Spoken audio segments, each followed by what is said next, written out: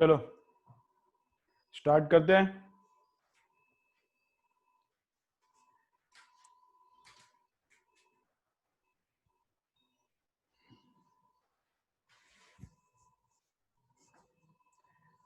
आज थोड़ा बारिश हुआ है तो नेटवर्क थोड़ा कम रह सकता है। मेरी तरफ भी हो सकता है ऐसा, और तुम्हारी तरफ भी हो सकता है। मैंने एक बार चेक किया है तो दिखा रहा है नेटवर्क फुल। देखते हैं कैसे होता है। ठीक है, चलो।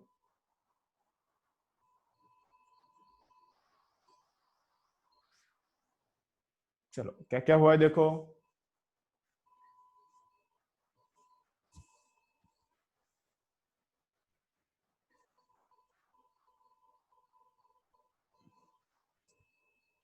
चलो क्या क्या हुआ है।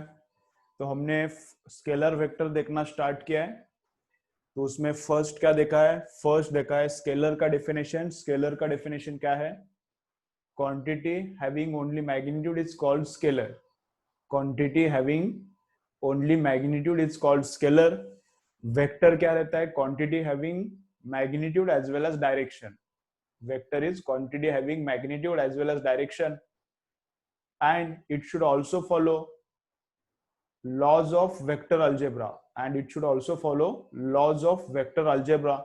मैग्नीट्यूड भी चाहिए उसको, डायरेक्शन भी चाहिए, और वेक्टर अलजेब्रा के लॉज भी फॉलो होने चाहिए, तब उसको हम लोग बोलेंगे वेक्टर। उसके बाद देखे हैं टाइप्स ऑफ वेक्टर। उसके पहले क्या देखा था? वेक्टर कैसे रिप्रेजेंट करना है, हाउ टू रिप्रेजेंट वेक्टर। तो जिस डायरेक्शन में वेक्टर है उस डायरेक्शन में एरो निकालने का। जिस डायरेक्शन में वेक्टर है उस डायरेक्शन में एरो निकालने का। अगर ऊपर है वेक्टर तो ऊपर की डायरेक्शन में एरो। अगर वेक्टर राइट की तरफ है तो राइट की डायरेक्शन में एरो। अगर वेक्टर इधर है तो इस तरफ एरो। और उसका मैग्नीट्यूड कैसे रिप्रेजेंट करने का? डायरेक्शन तो रिप्रेजेंट करने का वेक्टर वैसे उसी डायरेक्शन में ड्रॉ करने का। वेक्टर मतलब एरो ड्रॉ करने का। एरो का डायरेक्शन जिस डायरेक्शन में वेक्टर है उस डायरेक्शन में रखने का।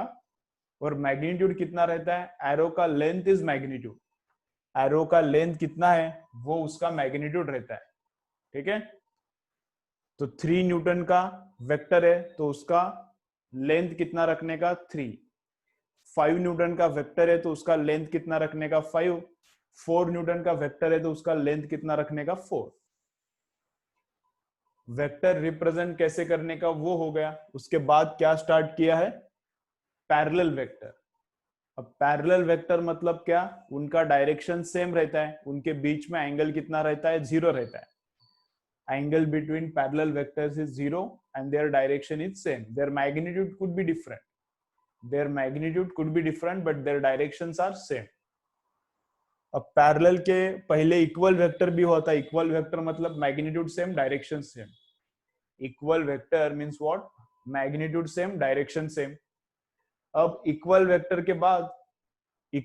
के बाद क्या देखना है? Anti parallel vector. दो ही हुआ है ना? दो ही हुआ है ना? अगर नहीं हुआ, इक्वल वेक्टर और पैरेलल वेक्टर हुआ है मुझे जितना याद आ रहा है उसके हिसाब से। ठीक है, अगर नहीं हुआ तो मुझे बोल दो। चलो लिखो अभी नेक्स्ट क्या है? Anti parallel vector. चलो नेक्स्ट लिखो।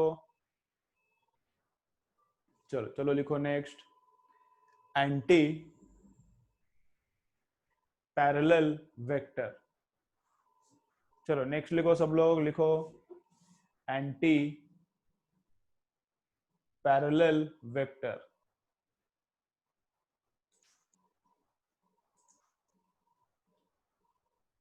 एंटी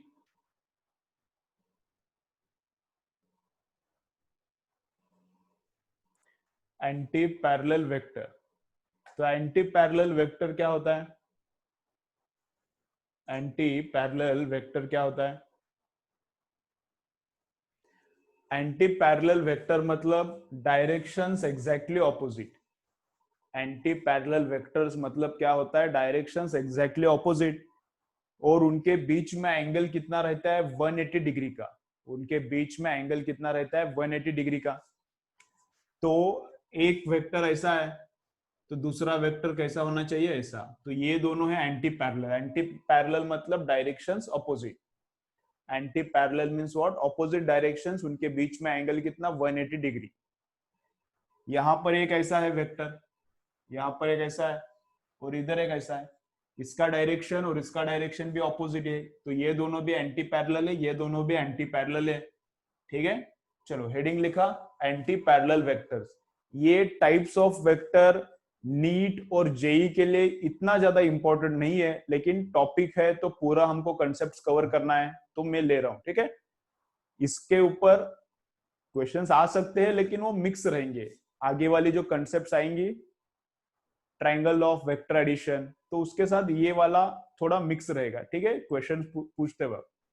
तो चलो लिखो डेफिनेशंस, किसका भी रट्टा नहीं करने का, डेफिनेशंस रट्टा करने का जरूरत नहीं, क्या बस याद रखने का है, कंसेप्ट क्लियर होना चाहिए। एंटी पैरेलल मतलब क्या, पैरेलल मतलब क्या, कंसेप्ट क्लियर होना चाहिए बस। ठीक है, कोई भी टाइप ऑफ वेक्टर का डेफिनेशन याद नहीं चाहिए। ठीक है, चलो तो लिखो एंटी पैरेलल वेक्टर।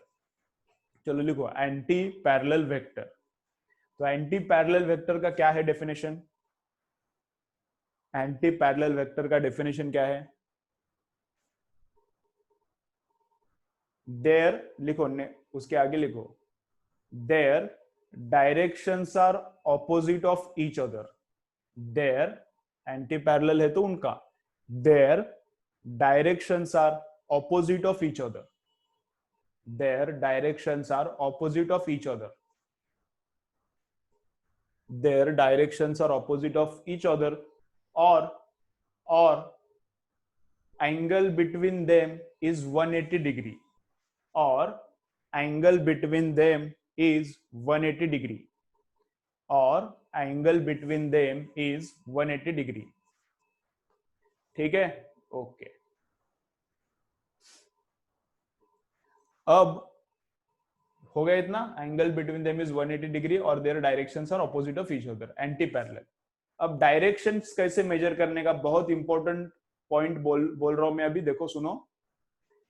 दो अगर वेक्टर्स है तो उनके बीच में डायरेक्शंस कैसे मेजर करने का, ओके उनके बीच में डायरेक्शन है, उनके बीच में एंगल कैसा मेजर करने का।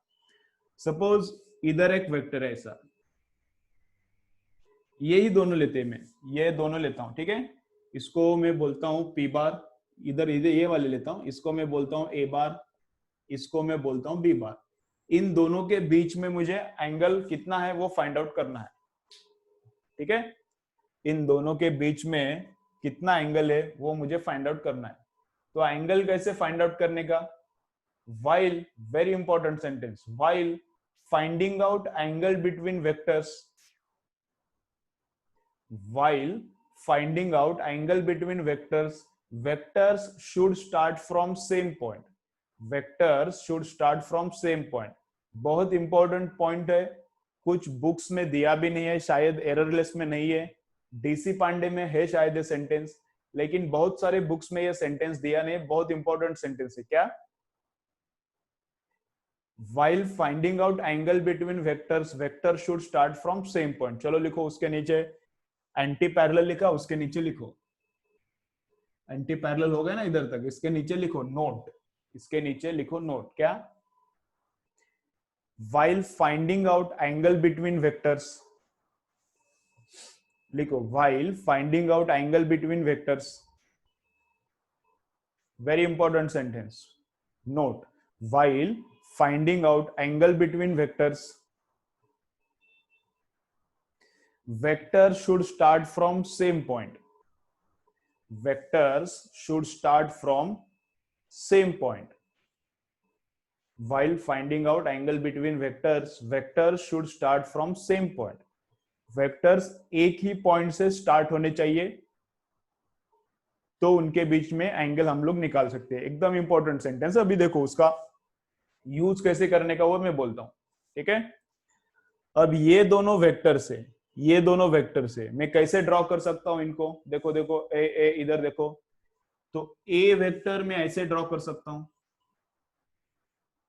ए वेक्टर में ऐसा ड्रॉ कर सकता हूं, और बी वेक्टर उधर से ड्रॉ कर सकता हूं। तो इनके बीच में एंगल 0 भी लग सकता है तुमको, इनके बीच में एंगल कितना लग सकता है, 0 लग सकता है। लेकिन क्या हो रहा है, ये वाला जो ए बार है, देखो देखो ये वाला इधर से जो ए बार चल रहा है, एक दो एग्जांपल्स होने के बाद और क्लियर हो जाएगा, देखो लेकिन ठीक है। ये जो ए बार है इस पॉइंट पे एंड हो रहा है, ये जो ए बार है यहाँ पे खत्म होता है, और ये जो बी बार है यहाँ तक, बी बार यहाँ पे स्टार्ट होता है। तो ऐसा नहीं चाहिए, ऐसा नहीं चाहिए, क्या होना चाहिए, both should start at same point. क्या बोलता है रूल, क्या बोलता है, both should start at same point, दोनों एक ही जगह पे स्टार्ट होना चाहिए, एंड भी नहीं, स्टार्ट ही होना चाहिए। तो ए का स्टार्टिंग पॉइंट इधर है, ये वाला ए है, ए का स्टार्टिंग पॉइंट इधर है और बी का स्टार्टिंग पॉइंट इधर है, तो ऐसा नहीं चलता। तो कैसा करना पड़ेगा, ए की स्टार्टिंग पॉइंट, तो ए इधर से स्टार्ट हो गया, ए बार है ना, ए बार यहां से स्टार्ट किया तो ऐसा जाएगा। वेक्टर्स को हम लोग मूव कर सकते हैं, वेक्टर्स को हम लोग मूव कर सकते हैं, मतलब ये मेरा अगर एक्स वाई प्लेन है, ये एक्स वाई प्लेन है, तो यहाँ का वेक्टर मैं इधर रख सकता हूँ, इधर रख सकता हूँ, इधर रख सकता हूँ, इधर रख सकता हूँ। वेक्टर को मैं मूव कर सकता हूँ इधर उधर, वेक्टर को मैं मूव कर सकता हूँ, पैरेलल मूव करने का और उसका लेंथ भी सेम रखने का। ये वाला वेक्टर और ये वाला वेक्टर सेम इक्वल वेक्टर की डेफिनेशन में हुआ था ना, ये वाला वेक्टर और ये वाला वेक्टर सेम है अगर उनका डायरेक्शन सेम है, अगर उनका डायरेक्शन सेम है और उनका मैग्नीट्यूड भी सेम है। मैग्नीट्यूड कैसे देखने का, उसका लंबाई, इधर जितना लंबा उधर भी उतना ही लंबा, लंबा लंबा सेम है और उनका डायरेक्शन भी सेम है, तो ये दोनों इक्वल ही है, ये ए बार है तो ये भी ए बार ही है। समझता है, वेक्टर को हम लोग मूव कर सकते हैं। तो बी बार को मैंने ऐसे मूव करके इधर चिपकाया ऐसा, तो ये आ गया बी बार। तो बी बार भी इधर से स्टार्ट हो रहा है, ए बार भी इधर से स्टार्ट हो रहा है। अब समझ में आ रहा है, ए बार इधर से स्टार्ट हो गया, बी बार भी इधर से स्टार्ट हो गया। अब इन दोनों के बीच वाला एंगल कितना है, 180 डिग्री। इन दोनों के बीच वाला एंगल कितना है, 180 डिग्री। ए बार उधर से स्टार्ट हो गया, बी बार भी उधर से, ठीक है। तो वेक्टर्स के बीच में अगर एंगल फाइंड आउट करना है, if you want to find out angle between vectors, vectors should start from same point, very important sentence, vector should start from same point, ठीक है। ओके, चलो और एक एग्जांपल देता हूं मैं तुमको, देखो, चलो इधर देखो, बहुत इंपॉर्टेंट है कंसेप्ट है, बहुत बच्चों को क्लियर नहीं है कंसेप्ट, बहुत इंपॉर्टेंट है। वेक्टर्स के न्यूमेरिकल सॉल्व करते वक्त वेक्टर्स के न्यूमेरिकल्स अलग से नहीं पूछते, वेक्टर का न्यूमेरिकल इलेक्ट्रोस्टैटिक में आता है, रोटेशनल मोशन में आता है, वेक्टर का न्यूमेरिकल फोर्स में आता है, न्यूटन्स लॉज ऑफ मोशन में आता है। तो वेक्टर का ऐसा अलग कुछ न्यूमेरिकल नहीं आता, वेक्टर के न्यूमेरिकल्स बाकी चैप्टर में मिक्स करके आते हैं। वेक्टर एक बेसिक चैप्टर है, वेक्टर का अलग न्यूमेरिकल नहीं आता, वेक्टर का न्यूमेरिकल बाकी चैप्टर के साथ मिक्स होके आता है, ठीक है। तो ये कंसेप्ट बहुत इंपॉर्टेंट है, बहुत सारे स्टूडेंट्स को पता नहीं है, बहुत सारे स्टूडेंट्स को आते नहीं, 12th हो गया रिपीट करते हैं फिर भी उनको ये पता नहीं रहता, वो तो ठीक है, लेकिन बहुत सारे टीचर्स को भी पता नहीं ये कंसेप्ट, बहुत सारे टीचर्स को भी पता नहीं कैसा एंगल निकालने का, ठीक है। Very important concept. चलो देखो और बोलता हूं मैं, सपोज सपोज ऐसा है, इधर एक वेक्टर है, चलो चलो ए सब लोग इधर, इधर एक वेक्टर है पी बार और यहां पर एक वेक्टर है क्यू बार, दो वेक्टर है ना पी बार क्यू बार। एरो का एंड मतलब उसका एंड पॉइंट रहता है, ये एंड पॉइंट रहता है पी का और ये एंड पॉइंट है क्यू का। एरो मतलब एंड पॉइंट रहता है, ये टेल मतलब उसका, शेपुट मतलब क्या रहता है, स्टार्टिंग पॉइंट, उसका टेल मतलब स्टार्टिंग पॉइंट, एरो का टेल स्टार्टिंग पॉइंट, एरो का टिप एंड पॉइंट, ठीक है। अब ये यहां पर एंगल दिया है 60 डिग्री, यहां पर एंगल दिया है 60 डिग्री, तो मुझे चाहिए एंगल बिटवीन, चलो लिख के लो, ये angle between P bar and Q bar, लिख के लो और फाइंड आउट करो angle between P bar and Q bar. चलो लिख के लो ये वाला angle between P bar and Q bar.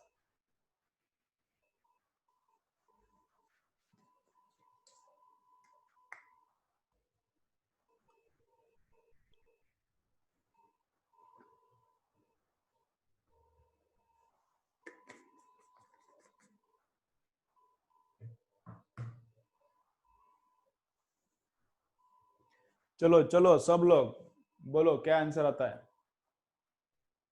Comment में लिखो। गलत हो गया तो होने दो, ये लिखो, उसके बाद मुझे आंसर बोलो कमेंट में। गलत होता है तो होने दो, क्या प्रॉब्लम है।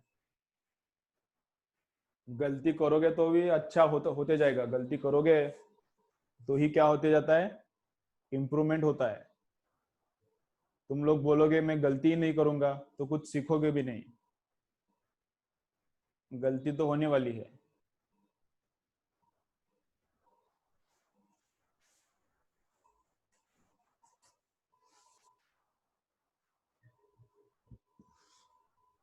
Very good.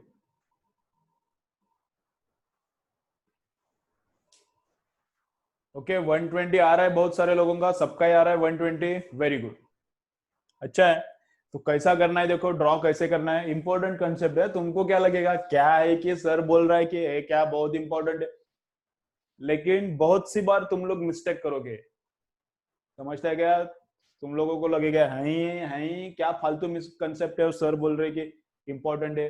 इंपॉर्टेंट है, तुम लोग भी मिस्टेक करोगे इसके ऊपर, मैं दिखाता हूँ। ओके, न्यूमेरिकल्स जब हम लोग फास्ट करते हैं तब ऐसा होता है, मिस्टेक होता है, इसके तरफ हम लोग ध्यान नहीं देते, राइट। चलो देखो तो कैसे करना है, ये पॉइंट से मैं दोनों स्टार्ट करता हूँ, इस पॉइंट से मैं दोनों स्टार्ट करता हूँ। चलो सब लोग इधर देखो, आ गया सबका आंसर सही है। एक हाथ दो बच्चों को नहीं आया तो इधर देखो, देखो सब लोग, पी बार तो यहां से स्टार्ट हो रहा है, ये पॉइंट में पकड़ता हूं, इसको मैंने मुझे स्टार्टिंग पॉइंट करना है। तो ये स्टार्टिंग पॉइंट तो है पी बार का, पी बार तो इधर से ही स्टार्ट हो रहा है पहले से, तो पी बार को शिफ्ट करने का मुझे जरूरत नहीं है, पी बार तो यहां से स्टार्ट हो रहा है तो नो प्रॉब्लम। क्यू बार को क्या करता हूं मैं, यहां से स्टार्ट करता हूं। तो क्यू बार कैसे ड्रॉ करने का, ऐसा ड्रॉ करने का, ये नया क्यू बार है, ये पुराना क्यू बार और ये नया क्यू बार, दोनों का लेंथ सेम है, दोनों का डायरेक्शन लेफ्ट की तरफ है, मतलब दोनों सेम वेक्टर से, इक्वल वेक्टर का डेफिनेशन, इक्वल वेक्टर का डेफिनेशन, इस वेक्टर का ये नया क्यू बार और ये पुराना, इन दोनों का लेंथ सेम है और इन दोनों का डायरेक्शन सेम है, तो दोनों वेक्टर भी सेम है, तो ये क्यू बार ही है। तो एंगल फाइंड आउट करते वक्त पी बार और क्यू बार एक ही जगह से स्टार्ट होना चाहिए, यहां से क्यू बार स्टार्ट होता है, यहां से पी बार स्टार्ट होता है, क्यू बार यहां से स्टार्ट, अब पी बार यहां से स्टार्ट, तो इनके बीच वाला एंगल ये वाला रहता है, उनके बीच में एंगल तो कितना आ गया 120 डिग्री, तो कितना आ गया 120 डिग्री, ठीक है। चलो तो आंसर लिखो, angle between P bar and Q bar is 120 degree, angle between P bar and Q bar is 120 degree, okay. अब एक भी बच्चे ने ये आंसर नहीं बोला, मुझे लग रहा था कि आंसर कोई तो बोले, और एक आंसर आता है इसका, और एक आंसर आता है, बोलो और क्या आंसर आता है, और कुछ आंसर आता है क्या इसका, और एक आता है आंसर, और वो भी सही है, और एक आंसर आता है, क्या आंसर आता है, दो लाइन से, दो लाइन से देखो ऐसा, दो लाइन से उनके बीच में एंगल 30 डिग्री है, ऐसा मैं बोल रहा हूं, दो लाइन से उनके बीच में एंगल 30 डिग्री है, ए इधर सब लोग, दो लाइन से उनके बीच में एंगल 30 डिग्री है, तो उनके बीच में एंगल ये भी है, ऐसा भी बोल सकता हूं ना मैं 330। एंगल क्या है, इधर छोटा वाला ही बताने का ऐसा कुछ है क्या, एंगल छोटा वाला ही बताने का ऐसा कुछ मैंने कभी बोला है क्या, और किसने कभी बोला है क्या, नहीं। तो ये अंदर वाला भी उनके बीच का एंगल ही है 30, ये बाहर वाला भी उनके बीच का एंगल ही है, तो इन दोनों लाइंस के बीच में एंगल या तो 30 है या फिर 330 है, और दोनों भी बराबर है, दोनों भी बराबर है, कोई गलत नहीं है। तो angle between these two lines 30 भी है और 330 भी है, सेम इधर, सेम इधर, इनके बीच में एंगल कितना, ये 120 है, या फिर क्या बोल सकते हैं हम लोग, ये इधर वाला एंगल ऐसा, ये वाली लाइन और ये वाली लाइन, इनके बीच में एंगल ये तो है, ठीक है, लेकिन ये भी है ना, तो ये कितना आता है 240 डिग्री, ये कितना आता है 240 डिग्री, तो P bar and Q bar इनके बीच में एंगल 120 है, ऐसा बोल सकते हैं, गुड, कोई प्रॉब्लम नहीं। और पी बार और क्यू बार इनके बीच में इधर से मेजर किया तो एंगल कितना आता है 240, तो दोनों सही है, ठीक है ना। चलो गैलेक्सी लिखो, लिखो अभी क्या, angle between P bar and Q bar is 120 degree और 240 डिग्री। दोनों लिखो, दोनों डायग्राम में शो करो, दोनों एंगल्स डायग्राम में शो करो और दोनों लिखो, ठीक है।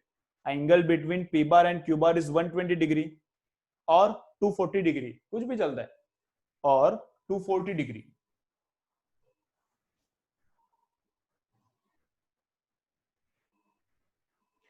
वो भी बिटवीन ही रहता है, वो भी वैभव बिटवीन ही रहता है।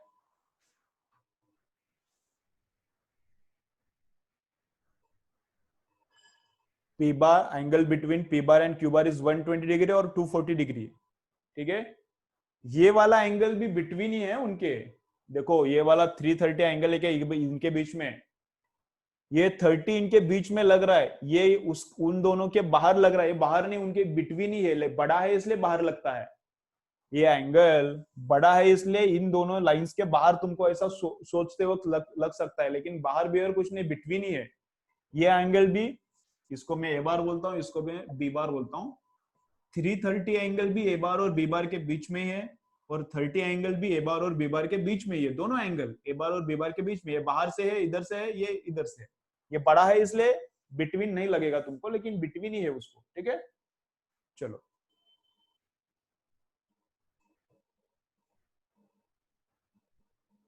रिजल्टेंट क्या, वो देख बोलता हूँ ना रिजल्टेंट के वक्त, फुलारी में बोलता हूँ रिजल्टेंट निकालते वक्त कौन सा एंगल लेने का, कोई भी लिया तो चलता है, तब बोलता हूँ मैं कौन सा लेने का,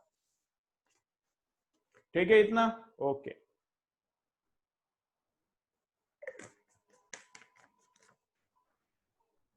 चलो, और एक मैं एग्जाम्पल देता हूं, वो भी सॉल्व करो। देखो ऐसा ट्राइंगल है, equilateral triangle,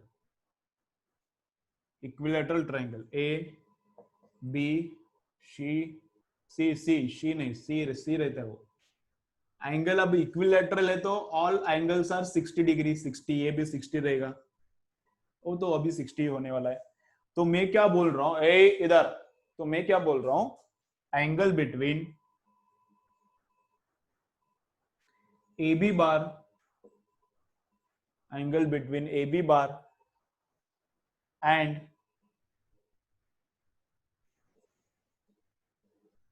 BC bar, angle between A B bar and BC bar. A B bar मतलब क्या रहता है, देखो चलो चलो चलो, इधर इधर इधर एक बार। ए बी बार मतलब क्या रहता है, ए से स्टार्ट होता है, बी पे एंड होता है। ए बी बार मतलब start at A ends at B. BC bar मतलब start at B ends at C. A B bar मतलब ऐसा, और BC बार मतलब ऐसा, ठीक है। चलो ड्रॉ करो, ये लिखो, फटाफट बोलो मुझे एंगल कितना आता है। चलो चलो चलो, ड्रॉ करो ड्रॉ करो।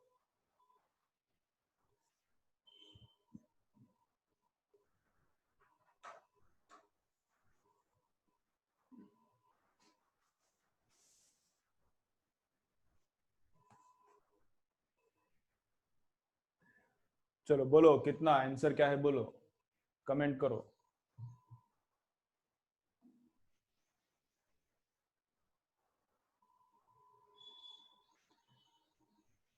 एरो अभी तुमको सोचना है, मैं बोला ना ए बी बार और BC bar. A B bar मतलब क्या, ए से बी तक जाता है। BC बार मतलब बी से सी तक, वो बोला ना।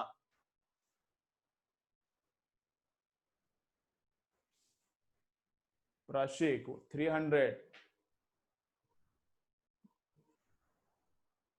क्या खा के आया आज प्राशिक, आज क्या खा के आया है? सुबह सुबह दही दही दही खा के आया क्या? आंसर बहुत करेक्ट बोल रहा है आज। देखो एंगल, अगर दो तुम लोग आंसर बता रहे हो, अगर एक आंसर है 120, एक आंसर है 120, तो दूसरा 240 रहता है। दोनों एंगल का एडिशन 360 रहना चाहिए। दोनों एंगल का एडिशन कितना रहना चाहिए, 360।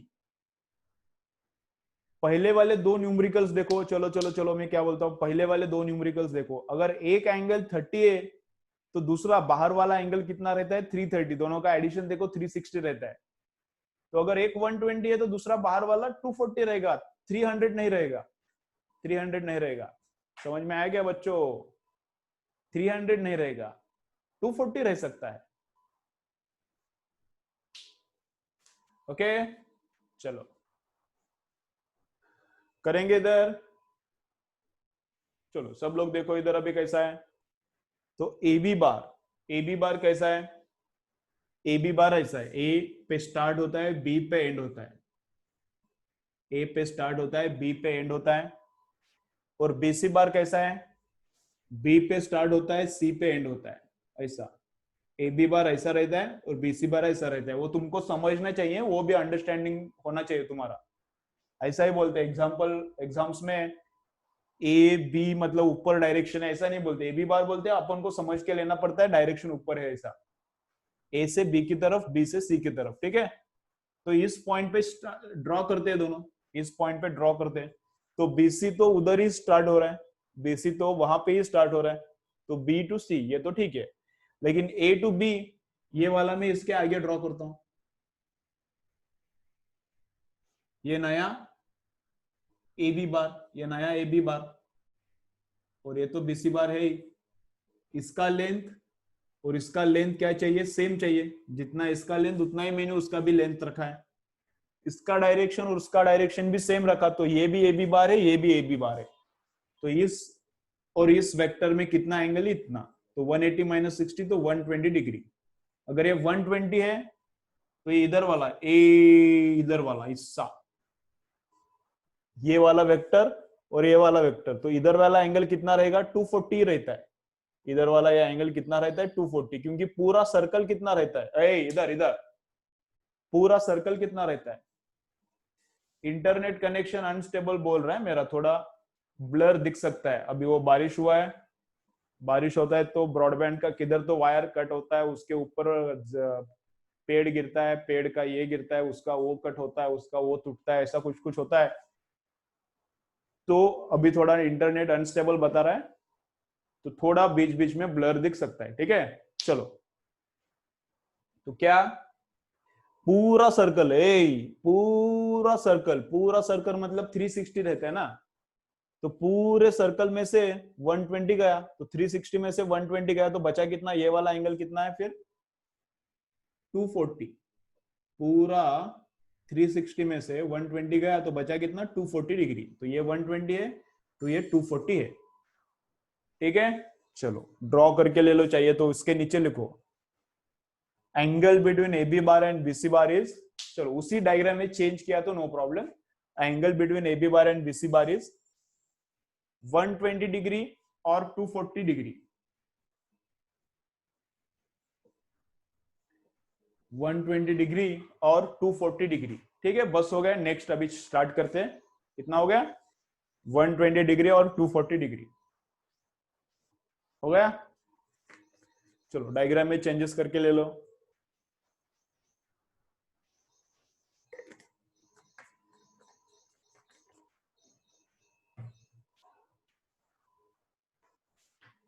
चलो नेक्स्ट क्या है देखो, नेक्स्ट हमको देखना है कोलिनियर वेक्टर्स। चलो नेक्स्ट लिखो, नेक्स्ट वेक्टर का टाइप क्या है? Collinear vectors. चलो लिखो नेक्स्ट क्या टाइप है? Collinear vectors. तो कोलिनियर वेक्टर्स क्या रहता है? कोलिनियर वेक्टर्स क्या रहता है? कोलिनियर वेक्टर्स मतलब एग्जैक्टली एक ही लाइन पे नहीं चाहिए, जैसा पॉइंट्स के लिए होता है। पॉइंट्स के लिए होता है, ये ऐसा एक स्ट्रेट लाइन है, इधर एक पॉइंट है, इधर एक पॉइंट है, और यहाँ पे एक पॉइंट है सी। तो C point is not collinear with A and B. A and B के साथ सी कोलिनियर नहीं है। यहां पर क्या रहता है? एक ही लाइन पे चाहिए।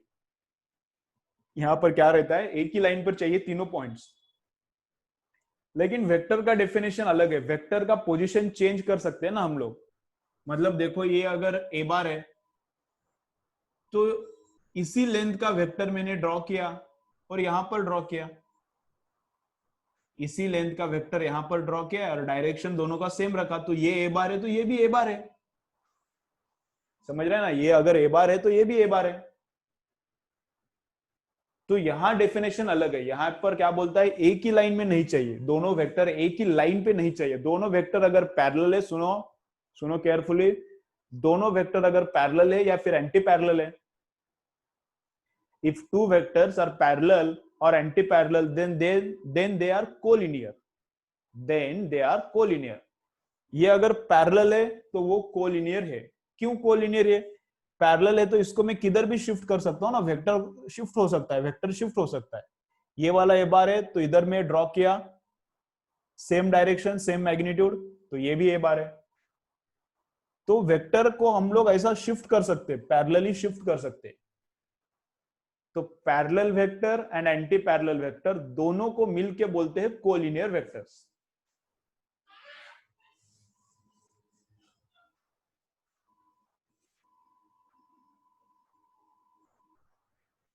तो A bar and B bar collinear है, सी बार भी कोलिनियर है। समझ रहे हैं? A bar is collinear with C bar and A bar is also collinear with B bar. ठीक है, चलो लिखो डेफिनेशन कोलिनियर का।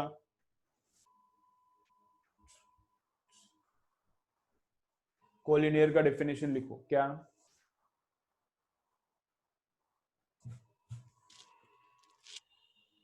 if vectors are parallel or anti-parallel, if vectors are parallel or anti-parallel, if vectors are parallel or anti-parallel,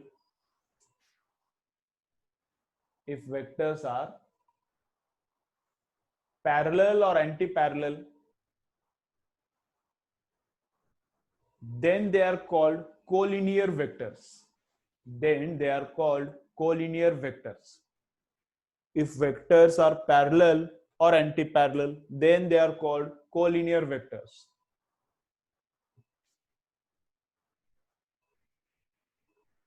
ठीक है, A bar B bar and C bar all are collinear vectors. उसके नीचे लिखो example क्या, drawing करने का, उसके बाद लिखो, उसके बाद ड्राइंग किया तो भी चलता है, या फिर ड्राइंग के बाद लिखो, कुछ भी करो।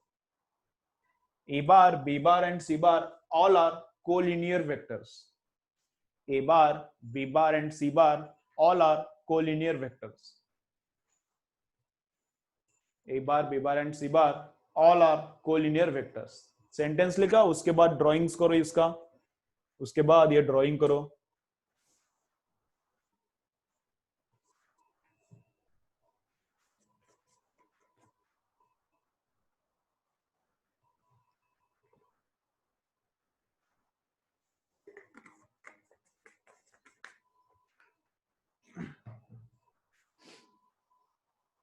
चलो हो गया, ओके। चलो उसके बाद लिखो जीरो वेक्टर। थोड़ा थेरी थेरी पार्ट अभी ज्यादा है इसमें इनिशियली, उसके बाद अच्छा भी पार्ट है, थोड़ा न्यूमेरिकल्स है तो मजा आता है। थोड़ा थेरी पार्ट है इनिशियली, लेकिन अब क्या कर सकते, चैप्टर में है तो लेना पड़ेगा। और थोड़ा बोर हो सकता है, अभी थेरी है तो थोड़ा बोर हो सकता है, ठीक है। लेकिन अब तुम लोग नहा धो के बैठते हो तो कोई प्रॉब्लम नहीं, फ्रेश हो, चाय चाय भी पी के बैठते जाओ, ओके, तो नींद नहीं आएगी। नेक्स्ट लिखो जीरो वेक्टर। चलो नेक्स्ट लिखो जीरो वेक्टर। जीरो वेक्टर का मैग्नीट्यूड कितना रहता होगा, लंबाई कितनी रहती होगी उसकी? जीरो वेक्टर का मैग्नीट्यूड कितना रहता होगा? उसको रहता ही नहीं, उसको उसको उसको लेंथ रहता ही नहीं, उसको मैग्नीट्यूड रहता ही नहीं। तो उसका डायरेक्शन क्या रहता है? लिखो जीरो वेक्टर, हेडिंग लिखो जीरो वेक्टर। उसको मैग्नीट्यूड रहता ही नहीं, तुम्हारा बराबर सही है, एकदम सही है, उसको मैग्नीट्यूड रहता ही नहीं। उसका डायरेक्शन क्या रहता है? लेकिन जीरो वेक्टर का डायरेक्शन क्या रहता है?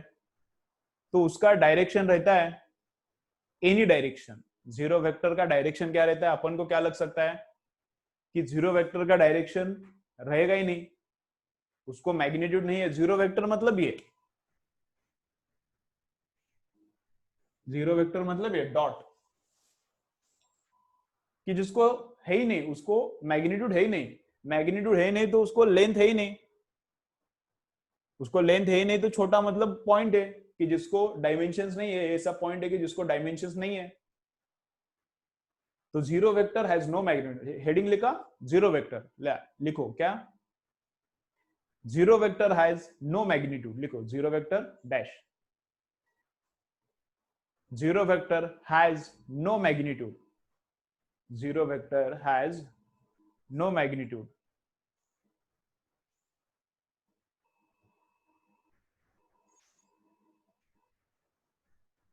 Zero vector has no magnitude.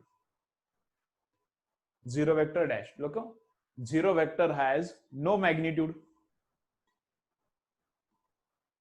and its direction is any. And its direction is any. Zero vector has no magnitude.